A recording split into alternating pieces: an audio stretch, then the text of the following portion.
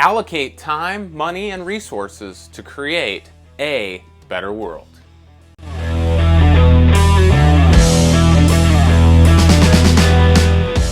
Today we're on part 3 of a 5-part series about what you can do to create a better world. We've talked about, looking at the problems of the world and sometimes being overwhelmed with them, and how can we make a better world. And we started by asking great questions, by aligning with people who are doing great work.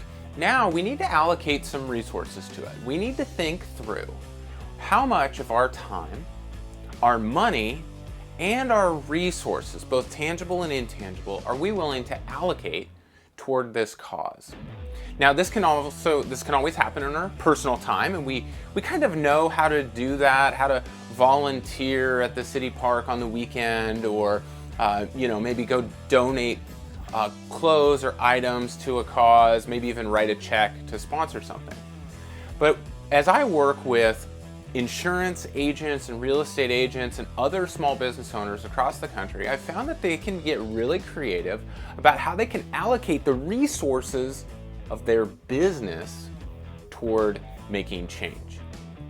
I worked with a real estate agent who was very concerned with the history of housing discrimination, which has actually a really kind of ugly history, and she was really committed to how could she have her real estate brokerage be committed to that.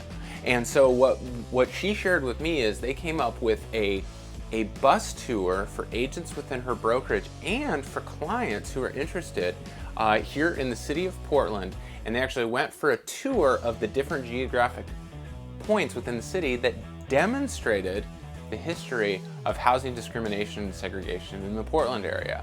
It really got a lot of people fired up and a lot of people motivated to take action in that space. I work with an insurance agent who's really involved in not just insurance, but also just the financial services industry.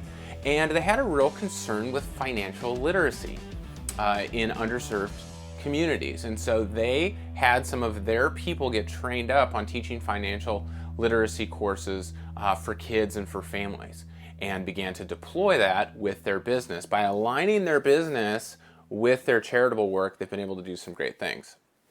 Now, one other that I work with is, I've told you before, my brother, the dentist in North Carolina, has aligned his dental practice with a really great charity called Paws for People, which trains up canine assistants, right? Dogs that assist people.